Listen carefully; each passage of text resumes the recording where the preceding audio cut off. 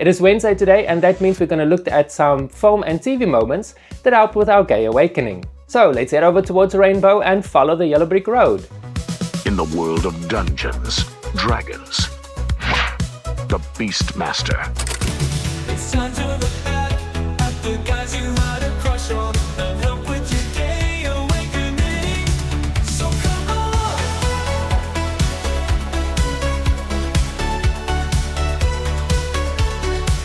Back in the 80s, when everyone had a VCR, most of us watched a movie that seemed to have been made just to make everyone who watched it a little bit breathless. It was called Beastmaster, and it featured sword, sand, and one very memorable torso.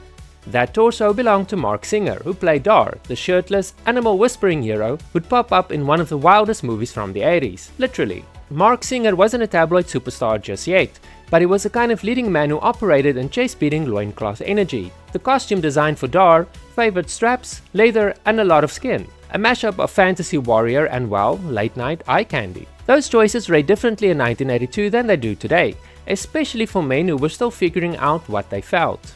Why do we talk about the loincloth now? Well, because clothing, or the absence thereof, is a storytelling tool. In Eduard's case, the minimal clothing turned Marc Singer's physicality into part of the film's language. Strength, vulnerability, and escape. In a decade when openly gay representation was sparse, seeing a powerful man presented as an object of desire on mainstream fantasy screen was quietly radical for a lot of viewers. There are actual clips that woke something up in closeted gay men. I'm talking about those moments when the camera lingered on Singer's body, while the plot politely went about its business. Those images looped on cable and in rental stores, and for many closeted men, they were the first and safe point of recognition. If you didn't have the language yet to express how you felt, your eyes were doing it for you. Think about media back then.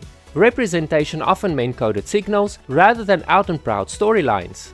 The Beastmaster came at a time when fantasy films showed heroic bodies off a spectacle, but outside the spectacle, there were surprisingly intimate moments that viewers projected onto. For millennials and baby boomers who watched via cable TV or rented the VHS on a Saturday night, those projected moments could become a private awakening, a small electric recognition that you weren't the only one who noticed how a man could make your heart stutter. For closeted men back in the early 80s, these moments were acts of discovery carried in secrecy. Rewinding a scene, trading a whispered recommendation with your friend, or hiding a battered VHS under the bed. For many, Marc Singer's Eduard was less about the plot and more about permission. Permission to notice, permission to feel, and eventually, permission to name what those feelings were.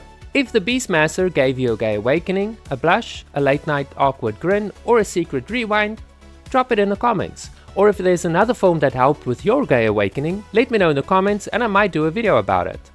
Thank you so much for watching this video. If you enjoyed it, give me a thumbs up and a subscription would be nice. You can also check out some of the other great videos on my channel.